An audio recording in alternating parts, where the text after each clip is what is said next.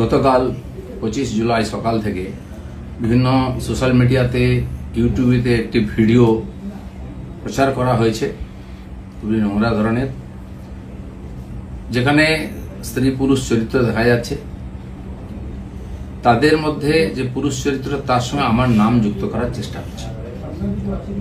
Video ঠিক কি ভুল তৈরি করা কিনা, কোন চরিত্র কারা করেছে আমরা কিছু জানি না, কিন্তু এর দ্বারা আমার ব্যক্তি চরিত্রকে হনন করার, আমার ব্যক্তি ইমেজকে ধ্বংস করার এটা খুব প্রচেষ্টা হয়েছে। আপনারা দেখছেন শিরোনাম ডিজিটাল।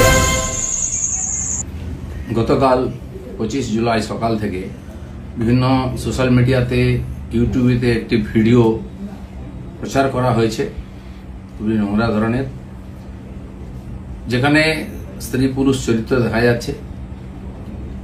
তাদের মধ্যে যে পুরুষ চরিত্র তার সঙ্গে আমার নাম যুক্ত করার চেষ্টা হচ্ছে।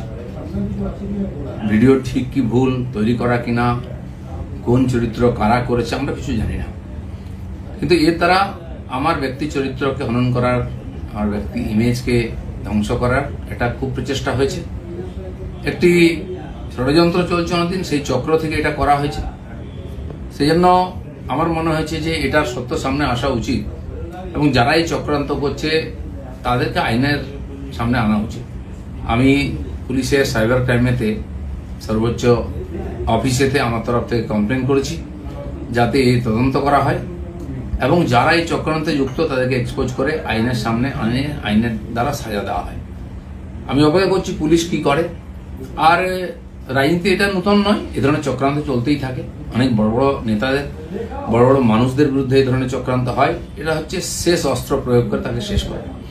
আমাদের পার্টিতেও 5-6 বছর আগে বেশ কয়েকজন নেতার বিরুদ্ধে একজন মহিলাকে দিয়ে বলানো হয়েছিল। তার মধ্যে আরএসএস এর প্রচারক ছিলেন এবং পার্টির উচ্চ নেতৃত্ব ছিলেন। তিনি সোজা বলে দিলেন যে যে লোকেরা এই লোকেরা আমার সঙ্গে দেখা করেছে তারা আমাকে রেপ করেছে। তার উপরে পুলিশি কার্যবাহী হয় কোর্ট কাছে, তারপরে শেষ চাপা পড়ে যায়। ইদানিংকালে সন্ন্যাসী দীপ্ত মহারাজের ব্যাপারে এরকম হয়েছে। 12 বছর আগে কোনো মহিলা নাকি তার দ্বারা তার উপরে অত্যাচার করেছেন, তিনি এসে স্টেটমেন্ট দিয়ে দেন, সে নিয়ে বিরাট চর্চা হচ্ছে। এ ধরনের ঘটনা লাগাতার হয়। আমাদের পার্টির একজন বরিষ্ঠ নেতা আছেন মাননীয় সঞ্জয় যোশী, তার বিরুদ্ধে বিভিন্ন এই ধরনের ভিডিও সিডি করে সারা দেশে পাঠানো হয়েছিল। অনেক এটা নিয়ে আলোচনা হয়, পরে যখন ফরেন্সিক টেস্ট হয় দেখা গেল সেটা ফেক ছিল। এই জন্য আমার ব্যক্তিগতভাবে যেহেতু আমাকেই আক্রমণ করা হয়, বদনাম করার চেষ্টা হচ্ছে, আমি পুলিশের কাছে, আইনের কাছে গেছি। আমি দেখতে চাই পুলিশ কি করে এই ধরনের চক্রান্তে, কারণ এর তো কারোর বিরুদ্ধে লড়াই করা সম্ভব নেই ভাবে। টাকা পয়সা দিয়ে চক্রান্ত করে যে কোনো মানুষকে যে কোনো সময় বদনাম করার চেষ্টা হচ্ছে। তো সেই চেষ্টার বিরুদ্ধে আইন আদালত একমাত্র আমাদের রাস্তা। আমি আইনের কাছে গেছি, লিখিতভাবে বিভিন্ন লিঙ্ককে সেখানে আমি পাঠিয়েছি যে যারা যারা এটা নিয়ে ইচ্ছাকৃতভাবে আমাকে বদনাম করার চেষ্টা করেছে তাদের বিরুদ্ধে ব্যবস্থা হোক। দাদা এটা কি রাজনীতি তো নোংরামি দিয়ে হয়, কিন্তু কত নোংরামি হবে, কত নিচে নামতে পারবে। পশ্চিমবাংলার রাজনীতিকে বারবার কলুষিত করার চেষ্টা হচ্ছে।